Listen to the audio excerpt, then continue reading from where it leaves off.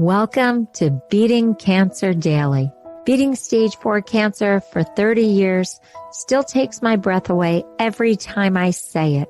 I'm Saranne, founder of the Comedy Cures Foundation, and I hope you'll join me for just a few minutes daily for the next 365 days so we may laugh, learn, maybe cry a little as we live our best days beating cancer daily together.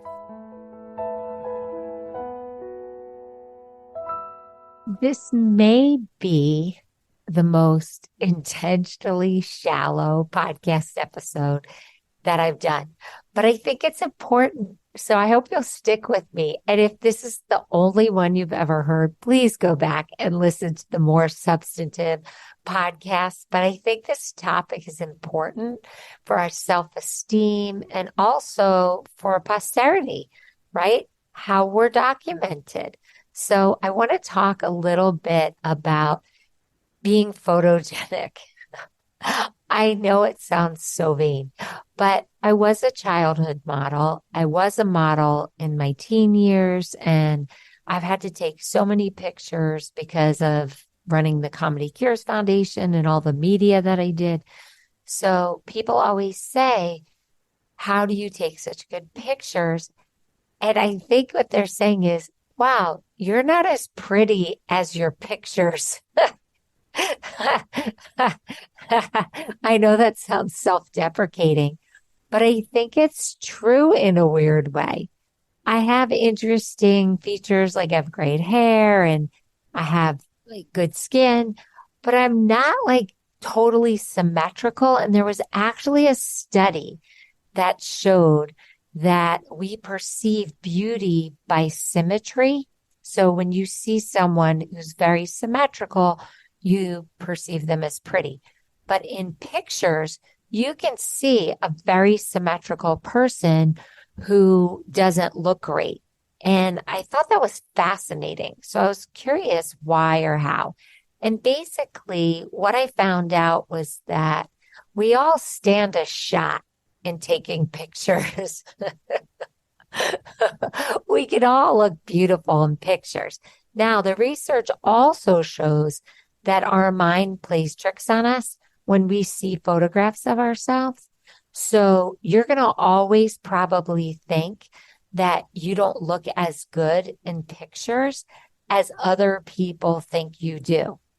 Now, that's really funny because I can remember back, and I bet you can too, to looking at pictures of yourself where you wanted to crawl under the table and you were like, oh my gosh, I look terrible. And everybody's like, no, you don't.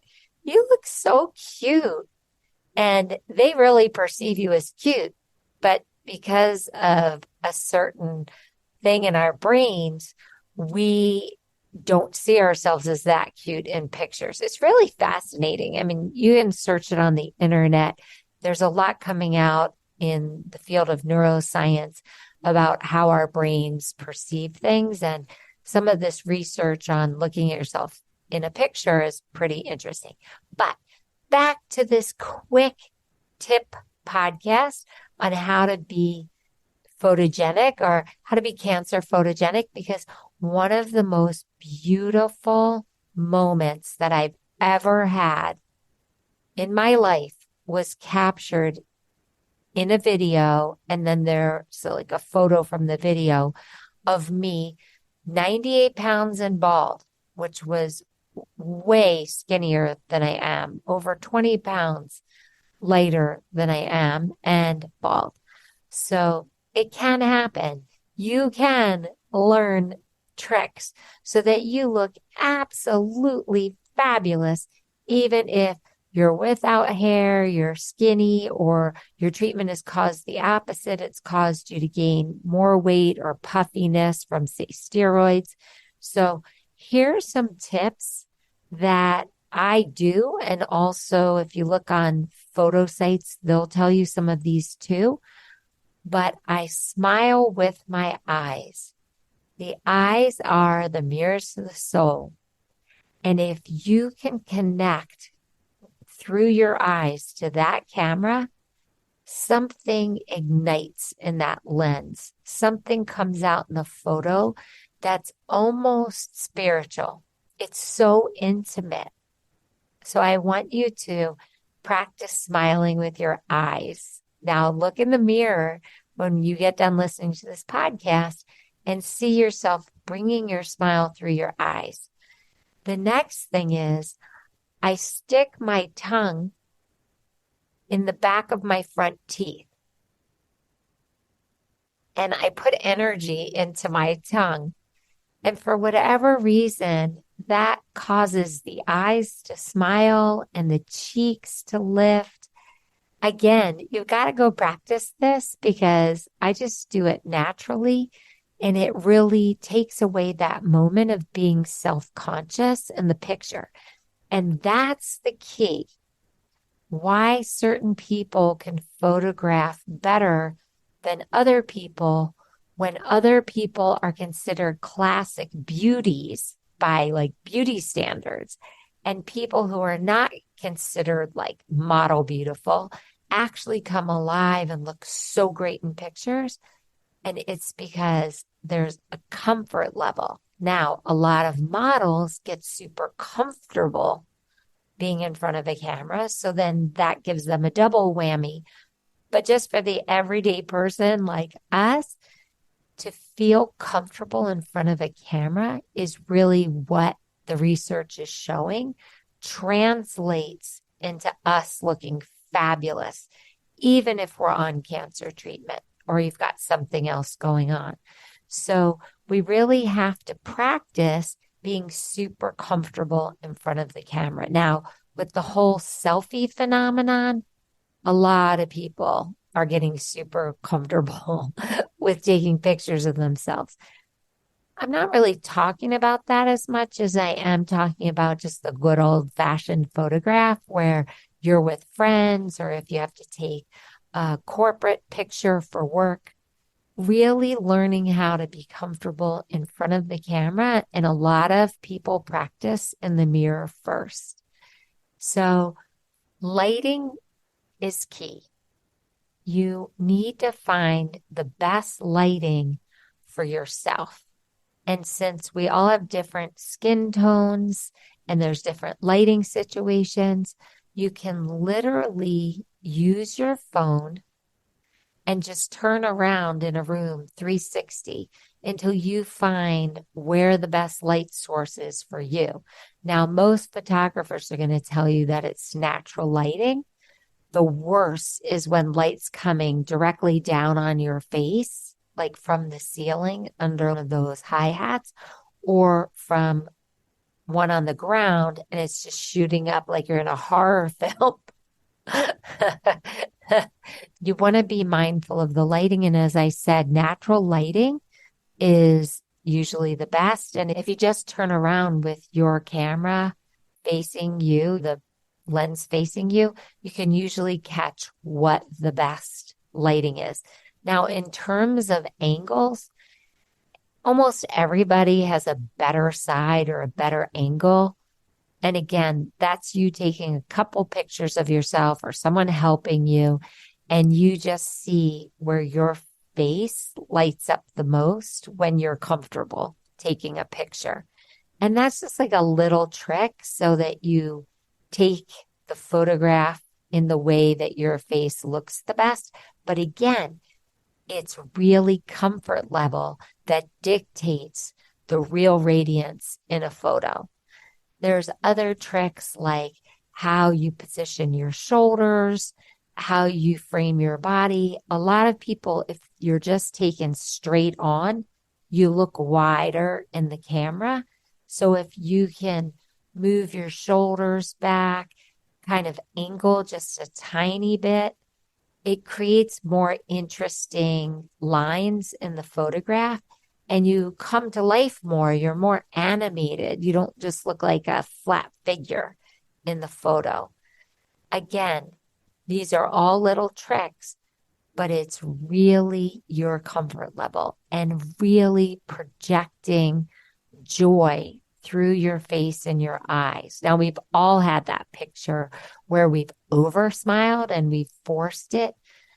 A really good trick I do sometimes is that I just laugh while they're taking the picture or just before, just to totally relax myself into the moment and feel as comfortable as possible taking the picture. I cannot wait for you to try these techniques. But again, remember, it's comfort level and joy that comes through the photograph. And look, if you're trying to get a stylized photo where you're looking sexy or mischievous or very serious and pensive, okay, so that's a whole nother way to take a photo. I'm just talking about everyday just comfort level. And even in those pictures, even if you're supposed to seem troubled, there's still a comfort in portraying trouble, right? So just try it. Let me know how it goes. Do a bunch of practice. And hopefully, you will become more cancer photogenic so that you don't shy away from all these opportunities to take pictures, even though you are on treatment. If you're wearing a wig or a scarf or a hat, use it. It's a prop. Props make us feel more comfortable at times. Use a prop if you feel like a prop will make you feel more comfortable in the picture. Some people pose their hair, even if they're wearing wigs, flipping it or holding a piece of it just to ground yourself. So don't underestimate the power of your wig or your own hair. And if you're bald, like I said, play with it. There's just a few times in life where you're actually bald, unless you've actually gone bald. So use it. Baldness can be mysterious, it can be sexy. Don't shy away or be afraid to take a picture if you've lost your hair. I was bald for off and on for 2.5 years, and I did not shy away from getting interviewed or taking pictures. I just really embraced wherever I was in this journey. And I want you not to be phobic of taking a photograph. I want you to be photogenic. I know a lot of people are very self-conscious about their teeth, and sometimes they avoid photographs altogether because they don't want to smile with their teeth. Again, be natural for what makes you feel comfortable. If the key's feeling comfortable and you don't feel comfortable smiling with your teeth, then do a smile without teeth. Just practice in the mirror, looking at how that makes you feel the most comfortable and how that makes you feel the most natural. Photography has really transformed in the decades since I went through cancer treatment. Now everybody has filters and different graphics and things that can go on to a photograph. There's retouching right on your phone. I just didn't have that then. But if all else fails and you don't like the way your picture came out, you don't trust your friends or family that it's a great picture, you can retouch it. You can put a filter on it. You can give yourself a mustache or bushy eyebrows and make it fun. You make yourself a cat or a wolf. There are so many things. I just didn't want you to feel like you couldn't take photographs for whatever reason and document this part of your life or your journey. And you could just keep these pictures to yourself. At the end of the day, you don't have to post them. You can be very private about this, but you shouldn't be controlled by what you think you can't do. And I just wanted to empower us all to be more comfortable. And if we want to take photographs, really just have fun and do it and document. So I looked at so many sites on how to be more photogenic because I wanted to try to match what I do with what professionals are telling you. But I actually saw an article by Anna Checo, on how to be more photogenic. And she just had a really concise list and breakdown. And so many of them were on my list. We just may have stated it a little differently. But I just wanted to thank her. I don't know her because I thought she did a really good job. And if you don't want to take notes on this podcast and you just wanted to check it out, you would be able to see her list. And two of the things that I really liked that she had on her list were make sure that you feel comfortable or pose your shoulders in a way that is natural for you. And you can even put a shoulder back and that will break the plane. The other thing is that your hands can look really weird because we have zombie hands. That's not her term. That's my term. In photographs, or our hands look really tense. So sometimes before I'm going to take a photograph, I open and close my hands just to relax them. And then I just place them supernaturally, either make a shape with my arms. And that's like a Tyra Banks trick where you put your hand somewhere else on your body just to make an interesting shape. And then the other hand, I make sure that it just looks natural in the sense that it has life in it. It's not stressed out, but it's not like a droopy hand. So I hope this helps and you have a blessed day and I'll see you tomorrow. If you loved today's episode, then tell the world. Why? Because Beating Cancer Daily and our membership circle are both a listener and donor supported experience. So the more people you tell and the more people that join us, the more robust and interesting programs our nonprofit, the Comedy Cures Foundation, can bring to you throughout the year. I really want you to go to comedycures.org. And of course, I always want you to make a donation. It's tax deductible to the extent allowed by law.